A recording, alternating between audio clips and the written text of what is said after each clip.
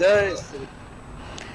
और इस बीच एक बड़ी जानकारी, रुझानों में गांधीनगर से अमित शाह 7,31,000 वोटों से आगे चल रहे हैं। ये गुजरात को लेकर जानकारी दे रहे, क्योंकि वहां पर मोदी जो मॉडल है काफी काम करता है, इसको लेकर भाजपा भी कॉन्फिडेंट है। और इसको लेकर जो बड़ा उदाहरण है वो अमित शाह के इन वोटर्स को वो लेकर नजर आ रहा है, क्योंकि 7,31,000 वोटों से वो अभी बढ़त बनाए हुए हैं। हालांकि ये रुझान है, पर जिस तरह से 7 लाख से ज्यादा का ये जो फर्क है, ये अपने आप में काफी कुछ तय कर देता है कि लगभग जो जीत है वो अमित शाह के यहां पर तय होती हुई गांधीनगर में नजर आ रही है। तो ये गुजरात को लेकर जो जानकारी है, गांधीनगर को लेकर जो जानकारी है, जो अपडेट है, वो आप तक पहुंचाया जा रहा है। दीप्ति जी। बिल्कुल पूजा, देखिए गांधीनगर जो है बीजेपी का गढ़ माना जाता है और वहां से गृह मंत्री अमित शाह जो है अपनी बढ़त बनाते हुए लगातार जो तमाम आंकड़े हैं, तमाम जो अपडेट्स हैं, वो हम अपने दर्शकों को डीडीयूपी लगातार सुबह से जो रुझान के आंकड़े आ रहे हैं, सटीक आंकड़े सबसे पहले पहुंचाने की हमारी कोशिश लगातार सुबह से जो कवरेज है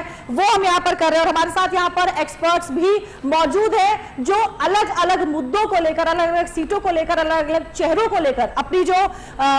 बातें हैं वो यहां पर रख रहे हैं। और देखिए, अगर यूपी की 80 सीटों की बात की जाए तो लगभग अब पिक्चर पूरी तरह से क्लियर हो चुकी है। यहां पर सीधे तौर पे 80 सीटें अब हमें एकदम साफ दिखाई दे रही है, एक सीट अन्य दल को। और अगर देखा जाए तो उत्तर प्रदेश की 80 सीटों में 37 सीटें भाजपा के पास है और विपक्षी गठबंधन के पास 39 सीटें और एक सीट अन्य को, यानी कि यूपी की जो 80 सीटें हैं उसकी तस्वीर अब रुझानों के माध्यम से पूरी तरह से साफ होती हुई नजर आ रही है। क्या कहेंगे सुशील जी?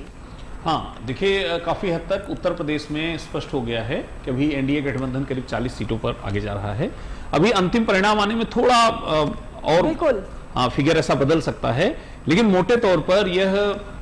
जो अभी तक पूरा फिगर दिख रहा है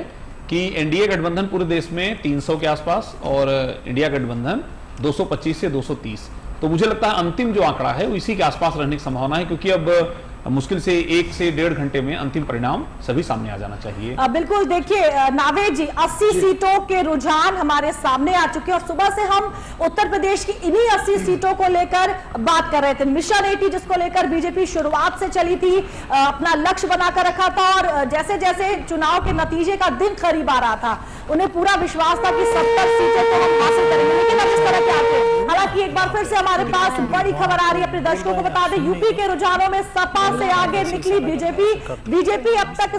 47 सीटों पर आगे, सपा 33 सीट पर आगे। देखिए अभी तक रुझानों में विपक्षी गठबंधन जो है वो आगे चल रहा था, लेकिन अब फिर से एक बार आंकड़े जो है वो बदलते हुए नजर आ रहे हैं। अब बीजेपी जो है वो 47 सीटों पर आगे है और वहीं 37 सीटों पर आगे, माफ करिएगा, और सपा जो है वो 33 सीटों पर अपनी बढ़त बनाई। यानी फिर से एक बार जो रुझान के आंकड़े हैं वो तेजी से बदलते हुए हमें नजर आ रहे हैं। नावीद जी। जी बिल्कुल, ये तो तय है लगभग कि एनडीए सरकार बनाने जा रहा है, उसके पास इतने नंबर्स हैं कि वो सरकार आसानी से बना लेगा, ये गठबंधन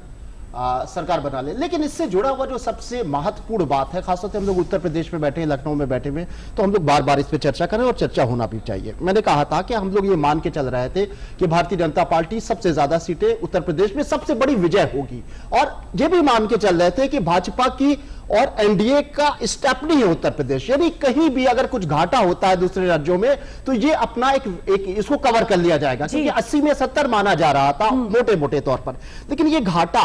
जो हुआ है इसके बहुत सारे कारण लोगों ने बताए, काबिल पैनलिस्ट यहां पर बैठे हुए सबने अपने अपने बताए। ये बिल्कुल सही है कि विपक्षी गठबंधन उसका मुद्दा चल गया, कुछ दलित खिसक गया, गैर यादव पिछड़ा वर्ग जो है उसने भी गठबंधन को वोट दिया, ये सब संकेत मिल रहे हैं। लेकिन मुझे एक नई चीज भी नजर आ रही है जिसको थोड़ा सा ये संकेतों के आधार पर हम लोग, क्योंकि पत्रकार के तौर पर बहुत सारी चीजें ऑफिशियल नहीं होती हैं, उसके कोई सबूत नहीं होते हैं, लेकिन जो देखने में मिला कि केंद्र में और उत्तर प्रदेश में कोऑर्डिनेशन की कुछ शायद कमी थी। वो फैसले जो योगी आदित्यनाथ उत्तर प्रदेश में कर सकते थे और पूरे तरीके से सफलता पा सकते थे, उसमें कहीं ना कहीं केंद्र की कुछ ज्यादा दखल अंदाजी हुई, चाहे वो प्रत्याशी तय करने की हो, चाहे कुछ और फैसलों की हो। अगर योगी आदित्यनाथ ने जितना बड़ा श्रेय दिया है भारतीय जनता पार्टी को, और ये 10 साल के कार्यकाल में जो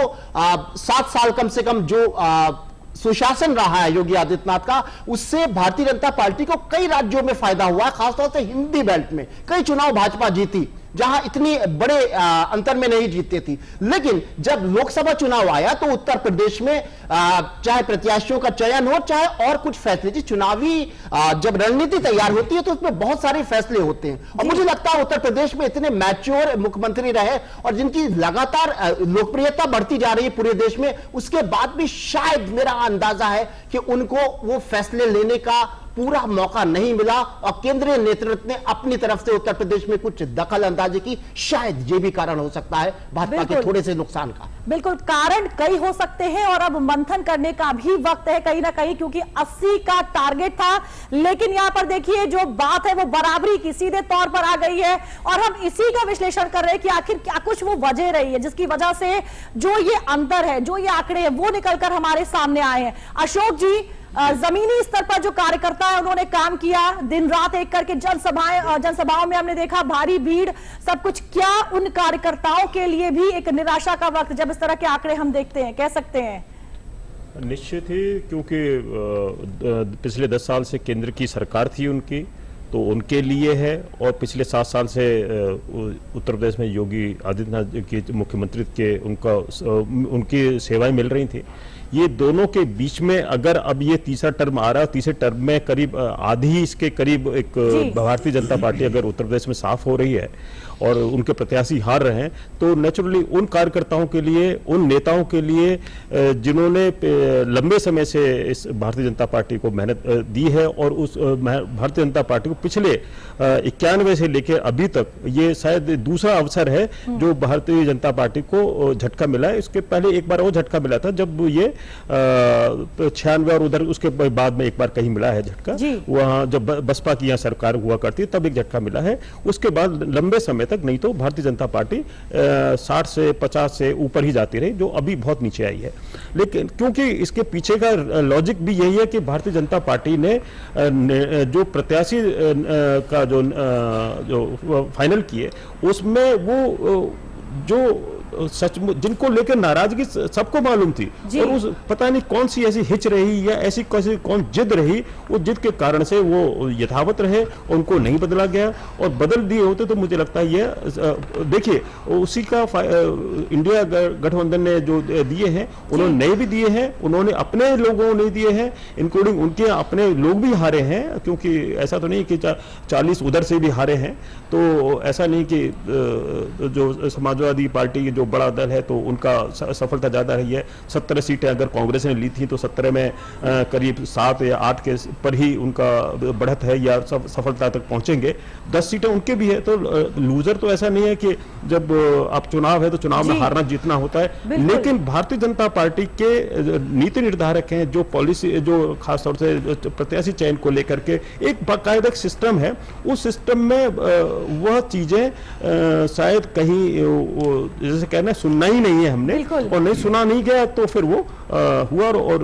जो समन्वय था प्रत्याशी के साथ, प्रत्याशियों को लेकर के इतनी शिकायतें हैं रही कि प्रत्याशी तो चुनाव एक तरफ लेकर लड़ते रहे और कुछ स्थितियां दूसरी तरफ होती रही। अब मेरठ का चुनाव है जो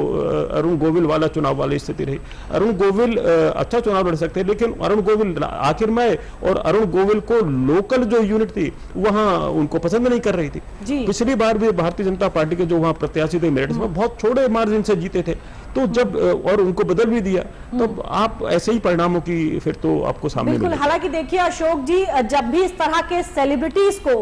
सामने लाया जाता है तो कहीं ना कहीं मकसद यही होता है कि वो लोगों के बीच में इतने पॉपुलर होते हैं, ऐसे चेहरों को जानबूझकर पार्टियां आगे करती है स्टार प्रचारक के रूप में भी, और लगातार यही कहा जा रहा था। मैं एक चीज और बता दूं, देखिए अभी एक देखिए यही हो रहे थे, जहां जरूरत थी, जहां इनको सेलिब्रिटी या बड़ा नाम लाना था, अभी इनको लाना था यहाँ अमेठी में नया नाम, बड़ा नाम लाना था, वहां वो पुराने हारे हुए को लेकर के आ गए। वहां से उमा भारती की बात आ रही थी, उमा भारती के यहाँ लखनऊ में आकर के वो जिस तरह से है उनको मिल करके चली गई और वो सब हो गए, लेकिन पार्टी ने जिन निर्णय को उन्होंने उनको भेजा ही नहीं, और फिर वो अपने जहां उनको जाना था अपना पार्टी के जो तौर तरीके से अपना था वो चली गई। तो अगर ऐसा कुछ रहे हो तो चीजें के आप करेंगे ना, आपको उन नामों जिनसे आपको एक मैसेज देने की स्थिति हो रही है, जिससे अब जब कांग्रेस को देखिए तो सही कि कांग्रेस ने 2009 के बाद 2009 में एक बड़ी यहाँ 21 सीटें उत्तर प्रदेश में ली थी, फिर वापस हार गई और फिर मतलब पीछे एक सीट पर आकर रह गई और फिर दोबारा से अभी 7 सीटों पर आ रही है। तो कांग्रेस अगर इस तरह मेहनत करती है और भारतीय जनता पार्टी जो सत्ता में केंद्र में और राज्य में भी है और वो इतनी बड़ी चूक कर रही है, तो ये मान लेना चाहिए कि कहीं फ्लॉ है। बिल्कुल, हालांकि सेलिब्रिटी फेसेस को लेकर जो राय है वो अलग अलग रहती है। पॉलिटिकल पार्टीज उन्हें इसलिए लेकर सामने आती है क्योंकि उन्हें लगता है कि वो चर्चित चेहरे हैं जो लोगों के बीच में आएंगे तो कहीं ना कहीं पार्टी को भी फायदा पहुंचाएंगे। लेकिन जो लोग हैं, जो आमजन हैं, अगर उनसे बात की जाए तो बहुत से लोगों को ये शिकायत भी होती है कि हमारे प्रतिनिधि जिन्होंने हमारे बीच में रहकर काम किया, बजाय उनको सामने लाने का, क्या आप किसी और, जो अभी अशोक जी आप कह रहे थे कि